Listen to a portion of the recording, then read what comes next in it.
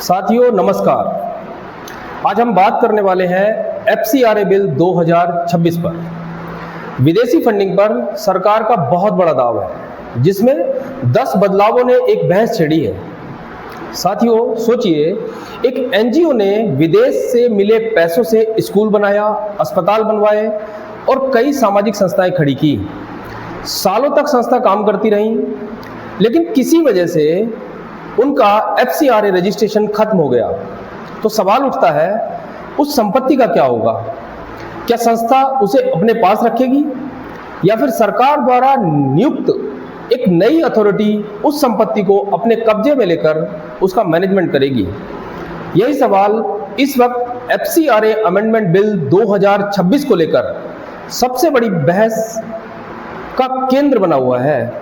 और मामला सिर्फ एनजीओ तक सीमित नहीं है, इसका असर फॉरेन फंडिंग लेने वाली एसोसिएशंस, ट्रस्टेस और चैरिटेबल तथा फेथ बेस्ड ऑर्गेनाइजेशन पर भी पड़ सकता है। सरकार कह रही है कि यह फॉरेन फंडिंग पर रोक लगाने वाला कानून नहीं है, बल्कि उसमें ट्रांसपेरेंसी, अकाउंटेबिलिटी और नेशनल सिक्योरिटी को मजबूत करने वाला कदम है।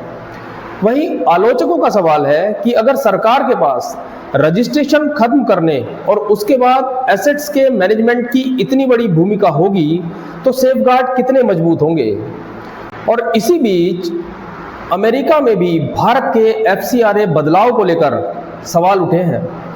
भारत के अमेरिका के राजदूत विनय मोहन क्वात्रा ने हाल ही में कहा कि इस कानून का उद्देश्य लेजिटिमेट फॉरेन फंडिंग को बंद करना नहीं है, और उन्होंने भारत की व्यवस्था की तुलना दूसरे देशों की फॉरेन इन्फ्लुएंस रेगुलेशन से की।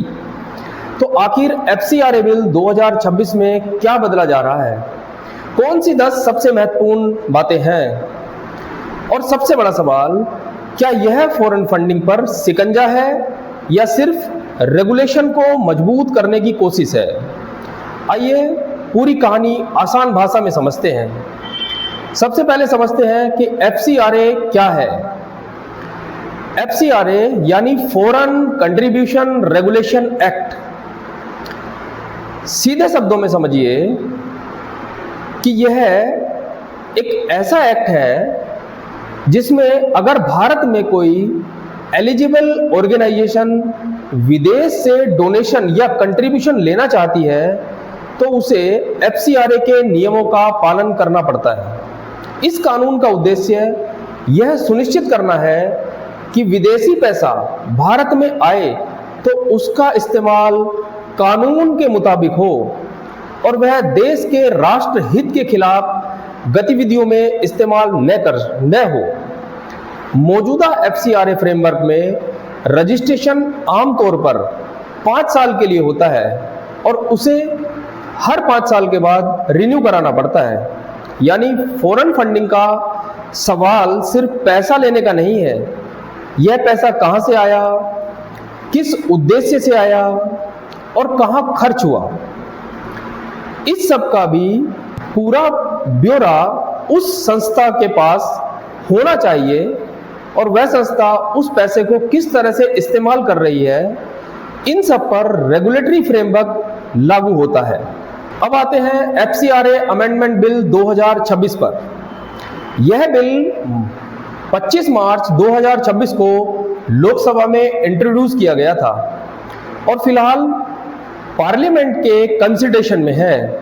इसका सबसे चर्चित हिस्सा यह है कि फॉरेन फंडेड एसेट का क्या होगा, और यही से पूरी बहस शुरू होती है, जिसमें पहला बदलाव है कि डेजिग्नेटेड अथॉरिटी। बिल एक डेजिग्नेटेड अथॉरिटी का फ्रेमवर्क बनाता है। अगर किसी ऑर्गेनाइजेशन का एफसीआरए रजिस्ट्रेशन कैंसिल हो जाता है या सरेंडर हो जाता है या रजिस्ट्रेशन सीज हो जाता है, तो फॉरेन कंट्रीब्यूशन से जुड़े एसेट्स के मैनेजमेंट और डिस्पोजल के लिए यह अथॉरिटी अपनी भूमिका निभाएगी। यानी पहली बार नहीं कि फॉरेन फंडेड एसेट के वेस्टिंग की बात हो रही है, लेकिन 2026 का बिल इसके बाद की पूरी प्रक्रिया को ज्यादा स्पष्ट तरीके से डिफाइन करने की कोशिश करता है। दूसरा बदलाव, रजिस्ट्रेशन खत्म हो तो एसेट पर क्या असर पड़ेगा। मान लीजिए किसी ऑर्गेनाइजेशन का FCRA सर्टिफिकेट खत्म हो गया है। बिल के मुताबिक फॉरेन कंट्रीब्यूशन से बने एसेट्स भी डेजिग्नेटेड अथॉरिटी में वेस्ट हो सकते हैं और इसमें वह एसेट्स भी शामिल हो सकते हैं जिसे पार्शियली फॉरेन कंट्रीब्यूशन से भी बनाया गया हो। यही वह प्रोविजन है जिस पर सबसे ज्यादा चर्चा हो रही है, क्योंकि आलोचकों का सवाल है, अगर किसी ऑर्गेनाइजेशन ने अपनी संपत्ति बनाने में फॉरेन कंट्रीब्यूशन के साथ साथ डोमेस्टिक डोनेशन भी लगाए हों तो उस एसेट का क्या ट्रीटमेंट होगा। बिल इस सिचुएशन के लिए वेस्टिंग का फ्रेमवर्क देता है। इसके लिए पॉलिटिकल इंप्लीमेंटेशन पर डिबेट बनी हुई है। बदलाव नंबर 3, पहले प्रोविजनल फिर परमानेंट वेस्टिंग। यह एक महत्वपूर्ण डिस्टिंक्शन समझना जरूरी है। एसेट का वेस्टिंग हर स्थिति में तुरंत परमानेंट नहीं होगा। बिल के फ्रेमवर्क के मुताबिक शुरुआत में वेस्टिंग प्रोविजनल हो सकती है। अगर ऑर्गेनाइजेशन अपना रजिस्ट्रेशन रिन्यू, रीस्टोर या फ्रेश रजिस्ट्रेशन हासिल कर लेती है तो कानून में एसेट और अनयूज फॉरेन कंट्रीब्यूशन वापस करने का मैकेनिज्म रखा गया है। लेकिन अगर प्रिस्क्राइब्ड पीरियड में रजिस्ट्रेशन रीस्टोर नहीं होता तो वेस्टिंग परमानेंट हो सकती है। यानी असली सवाल यह है कि रजिस्ट्रेशन वापस मिलता है या नहीं। अब चौथा बदलाव है कि परमानेंट वेस्टेड एसेट का क्या होगा। अगर एसेट्स परमानेंट वेस्ट हो जाते हैं तो बिल के मुताबिक उनका इस्तेमाल पब्लिक पर्पस के लिए किया जा सकता है। अथॉरिटी ऐसे एसेट्स को गवर्नमेंट, मिनिस्ट्रीज, डिपार्टमेंट्स या एजेंसीज को ट्रांसफर कर सकती है या फिर उन्हें डिस्पोज यानी बेचने की प्रक्रिया भी हो सकती है और डिस्पोजल से मिलने वाली रकम तथा अनयूज्ड फॉरेन कंट्रीब्यूशन को कंसोलिडेटेड फंड ऑफ इंडिया में क्रेडिट कराने का भी प्रावधान है। सरकार का तर्क है कि इसमें फॉरेन फंडेड एसेट्स के बारे में एक क्लियर लीगल मैकेनिज्म बनेगा। लेकिन क्रिटिक्स का सवाल यह है कि क्या इतनी बड़ी पावर के साथ पर्याप्त इंडिपेंडेंस सेफगार्ड भी है। अब आते हैं बदलाव नंबर 5 पर, रिलीजियस प्लेस के लिए अलग प्रोविजन। अब यहाँ एक और सेंसिटिव हिस्सा आता है कि अगर परमानेंटली वेस्ट एसेट पूरी तरह या पार्शली प्लेस ऑफ वर्शिप है तो अथॉरिटी को उसकी रिलीजियस कैरेक्टर बनाए रखने का ध्यान रखना होगा। यानी ऐसा नहीं है कि किसी धार्मिक स्थल का कैरेक्टर बदल दिया जाएगा। सरकार का कहना है कि FCRA फ्रेमवर्क रिलीजन के आधार पर भेदभाव नहीं करता और फेथ बेस्ड वेलफेयर एक्टिविटी के लिए परमिट कैटेगरी मौजूद है। लेकिन फॉरेन फंडेड रिलीजियस एक्टिविटी और कन्वर्जन यानी प्रपोजलाइजेशन को लेकर बहस काफी तेज है। अब बदलाव नंबर 6, की फंक्शन की जवाबदेही। अब सिर्फ ऑर्गेनाइजेशन नहीं बल्कि ऑर्गेनाइजेशन चलाने वाले प्रमुख लोगों की रिस्पॉन्सिबिलिटी भी ज्यादा क्लियर डिफाइन की जा रही है। बिल में की फंक्शनरीज के तहत directors, partners, trustees, office management, office control से जुड़े लोगों को भी शामिल किया गया है। अगर ऑर्गेनाइजेशन से FCRA ऑफेंस होता है तो की फंक्शनलिटी भी लायबिलिटी का सवाल उठा सकती है। हालांकि बिल में यह भी व्यवस्था है कि व्यक्ति यह एस्टेब्लिश कर सके कि उसे ऑफेंस की जानकारी नहीं थी या उसने ड्यू डिलिजेंस की थी। इसका मतलब साफ है कि अब कंप्लायंस सिर्फ संस्था की नहीं, संस्था चलाने वाले लोगों की भी बड़ी जिम्मेदारी बन सकती है। बदलाव नंबर 7, ऑर्गेनाइजेशन बंद हो जाए तो क्या होगा? अगर कोई ऑर्गेनाइजेशन प्रैक्टिकली खत्म हो जाती है या डिफंक्शन्ड हो जाती है, तो बिल उसके आखिरी की फंक्शनरीज पर सेंट्रल गवर्नमेंट को नोटिफाई करने की स्टैट्यूटरी ड्यूटी डालता है। अगर ऐसा नहीं किया गया है तो फॉरेन कंट्रीब्यूशन के परमानेंटली वेस्ट होने की स्थिति बन सकती है। यानी ऑर्गेनाइजेशन बंद होने का फैसला भी अब कंप्लायंस के नजरिए से महत्वपूर्ण हो सकता है। बदलाव नंबर 8, प्रायर परमिशन वाले ऑर्गेनाइजेशन के लिए टाइम लिमिट। हर ऑर्गेनाइजेशन के पास FCRA रजिस्ट्रेशन नहीं होता।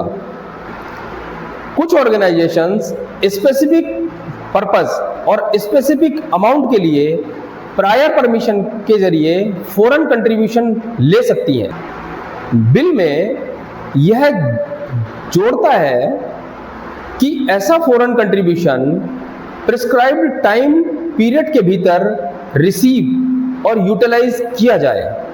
इसका मतलब यह है कि फॉरेन फंडिंग आई और सालों तक पड़ी रही। ऐसा मॉडल ज़्यादा टाइटली रेगुलेट किया जा सकता है। अब आते हैं बदलाव नंबर 9 पर। इसकी सजा में बदलाव है। यह थोड़ा इंटरेस्टिंग है। एक तरफ बिल रेगुलेटरी पावर्स और कंप्लायंस को मजबूत करता है, वहीं दूसरी ओर मैक्सिमम इनपर्सनमेंट को कम करने का प्रस्ताव भी रखा गया है। मौजूदा कानून में वायलेशन के लिए मैक्सिमम इनपर्सनमेंट 5 साल तक हो सकती है, लेकिन 2026 के बिल में इसे घटाकर 1 साल करने का प्रस्ताव रखा गया है। यानी हेडलाइन सिर्फ यह नहीं है कि कानून सख्त हो रहा है, कुछ मामलों में क्रिमिनल पेनल्टी को रैशनलाइज भी किया जा रहा है। और यही वजह है कि बिल को लेकर और सख्त कानून कहना पूरी तस्वीर ही बताता है। अब आते हैं इसके बदलाव नंबर 10 में। इन्वेस्टिगेशन में सेंट्रल गवर्नमेंट की भूमिका क्या रहने वाली है? यह एक बड़ा बदलाव है जो कि इन्वेस्टिगेशन से जुड़ा हुआ है। बिल के मुताबिक FCRA ऑफेंस की इन्वेस्टिगेशन शुरू करने से पहले सेंट्रल गवर्नमेंट की अप्रूवल की जरूरत होगी। सरकार का तर्क है कि इससे अलग अलग एजेंसीज के बीच कोऑर्डिनेशन बेहतर होगा और FCRA जैसे सेंट्रल लॉ में पैरेलल या कॉन्ट्रडिक्टरी इन्वेस्टिगेशन से बचा जा सकता है। लेकिन क्रिटिक्स इसे दूसरी तरह से देखते हैं। उनका सवाल है कि राज्य की एजेंसी को इन्वेस्टिगेशन के लिए पहले सेंट्रल की अप्रूवल लेनी पड़ेगी, तो क्या इससे स्टेट की ऑटोनॉमी प्रभावित नहीं होगी? यानी यही डिबेट सिर्फ NGO की नहीं, सेंट्रल स्टेट रिलेशनशिप की भी है।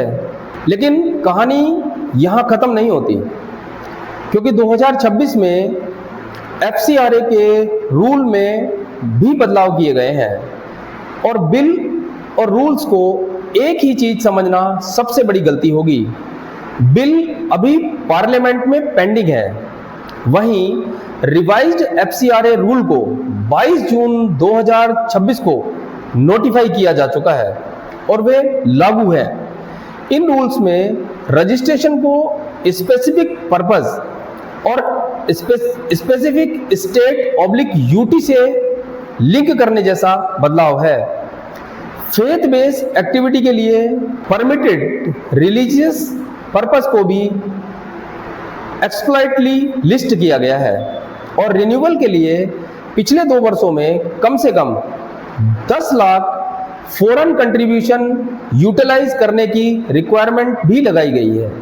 साथ ही एनुअल रिपोर्ट में प्रोजेक्ट वाइज और एक्टिविटी वाइज यूटिलाइजेशन तथा अल्टीमेट फॉरेन डोनर जैसी जानकारी देने की भी व्यवस्था को मजबूत किया गया है। अब सबसे बड़ा सवाल है कि इसका विरोध क्यों हो रहा है। क्रिटिक्स की चिंता मुख्य रूप से 3 जगह है। पहली, एसेट्स। अगर FCRA रजिस्ट्रेशन चला गया तो फॉरेन फंडेड एसेट्स पर ऑर्गेनाइजेशन का कंट्रोल कितना रहेगा। दूसरी, गवर्नमेंट डिस्क्रिएशन। अगर रजिस्ट्रेशन रिन्यूअल डिनाई हो जाता है तो उसके बाद एसेट पर गवर्नमेंट अपॉइंटेड अथॉरिटी की भूमिका कितनी बड़ी होगी। और तीसरी बात, सिविल सोसाइटी स्पेस। यानी कि आलोचकों को डर है कि बहुत ज़्यादा रेगुलेटरी कंट्रोल लेजिटिमेट एनजीओ और चैरिटेबल ऑर्गेनाइजेशंस को काम करने में मुश्किल बना सकता है। PSR लेजिस्लेटिव रिसर्च ने भी यह सवाल उठाया है कि सर्टिफिकेट सीज होने से एसेट के वेस्टिंग का असर ऑर्गेनाइजेशन की संपत्तियों पर पड़ सकता है और रिन्यूअल डिनायल के खिलाफ अपील मैकेनिज्म को लेकर कंसर्न है। इसमें सरकार का जवाब क्या है। सरकार का कहना है कि इसे फॉरेन फंडिंग पर ब्लैंकेट बैन समझना गलत होगा। सरकार के मुताबिक लेजिटिमेट फॉरेन कंट्रीब्यूशन की अनुमति बनी रहेगी, लेकिन सरकार का फोकस है कि ट्रांसपेरेंसी, अकाउंटेबिलिटी, नेशनल सिक्योरिटी और फॉरेन फंड के मिसयूज को रोकना। सरकार यह भी कह रही है कि एसेट के वेस्टिंग का कंसेप्ट पूरी तरह नया नहीं है। 2010 के FCRA में भी कैंसिलेशन के बाद फॉरेन फंडेड एसेट्स के वेस्टिंग का प्रोविजन मौजूद था। 2026 का बिल मुख्य रूप से इसके कस्टडी, मैनेजमेंट और डिस्पोजल की डिटेल प्रक्रिया के तहत करने की कोशिश करता है। और अमेरिका का सवाल। अब आते हैं उस हेडलाइन पर जिसमें अमेरिका तक में हड़कंप मचा हुआ है। यह थोड़ा सावधान रहना जरूरी है। अमेरिका में इस मुद्दे पर सवाल और डिस्कशन जरूर सामने आया है, लेकिन इसे यह कहना कि अमेरिका में हड़कंप मच गया है एक पॉलिटिकल न्यूज़ फ्रेमिंग से ज़्यादा कुछ नहीं है। भारत के में US एम्बेसडर विनय मोहन क्वात्रा ने हाल ही में FCRA अमेंडमेंट को लेकर कंसर्न्स पर जवाब देते हुए कहा कि लेजिटिमेट फॉरेन कंट्रीब्यूशन पर ब्लैंकेट बैन नहीं है, और उन्होंने फॉरेन इन्फ्लुएंस को रेगुलेट करने वाले दूसरे देशों के कानूनों का भी उदाहरण दिया। इसलिए फैक्चुअल पिक्चर यह है कि भारत अपने फॉरेन फंडिंग फ्रेमवर्क को और टाइटली रेगुलेट करना चाहता है, और इस पर इंटरनेशनल क्वेश्चंस भी उठते हैं। तो आखिर FCRA बिल 2026 का असली मतलब क्या है। अगर पूरी कहानी को एक ही लाइन में समझना है तो यह बिल फॉरेन फंडिंग को खत्म करने के बजाय उसके साथ जुड़े कंप्लायंसेस, अकाउंटेबिलिटी और एसेट के मैनेजमेंट का फ्रेमवर्क ज़्यादा मजबूत करने की कोशिश करता है। लेकिन इसकी सबसे कंट्रोवर्शियल बात यह है कि FCRA रजिस्ट्रेशन खत्म होने के बाद फॉरेन फंडेड एसेट पर गवर्नमेंट अपॉइंटेड डेजिग्नेटेड अथॉरिटी की भूमिका क्या होने वाली है। यही वह प्रोविजन है जो NGO सेक्टर, ओपोजिशन और सिविल सोसाइटी के बीच सबसे बड़ा सवाल पैदा कर रहा है। सरकार कहती है कि विदेशी पैसा भारत में आए तो उसका हिसाब होना चाहिए, और वहीं पर आलोचक कहते हैं कि जरूर होना चाहिए, लेकिन रेगुलेटरी पावर के साथ मजबूत सेफगार्ड भी जरूरी है। और असली फैसला शायद इसी बैलेंस पर होगा, क्योंकि सवाल सिर्फ यह नहीं है कि फॉरेन फंडिंग को रेगुलेट किया जाए या नहीं, बल्कि सवाल यह है कि रेगुलेशन कितना हो और रेगुलेटर के पास कितनी पावर हो। एफसीआरए बिल की पूरी बहस असल में इसी सवाल के इर्द गिर्द घूम रही है। अब देखना होगा कि पार्लियामेंट में इस बिल पर क्या बदलाव होते हैं और किन प्रोविजंस पर विपक्ष और सरकार के बीच सहमति बनती है और फाइनल लॉ आने पर फॉरेन फंडेड ऑर्गेनाइजेशंस के लिए ग्राउंड रियलिटी कितनी बदलती है। अगर आपको ऐसी ही पॉलिटिक्स, तो पार्लियामेंट और लॉ और पॉलिटिक्स की आसान भाषा में अनबायस्ड एनालिसिस पसंद है तो मेरे वीडियो को लाइक करें और चैनल को सब्सक्राइब जरूर करें। मैं आपसे मिलता हूं अगली किसी वीडियो में किसी बड़े मुद्दे के साथ। तब तक के लिए नमस्कार।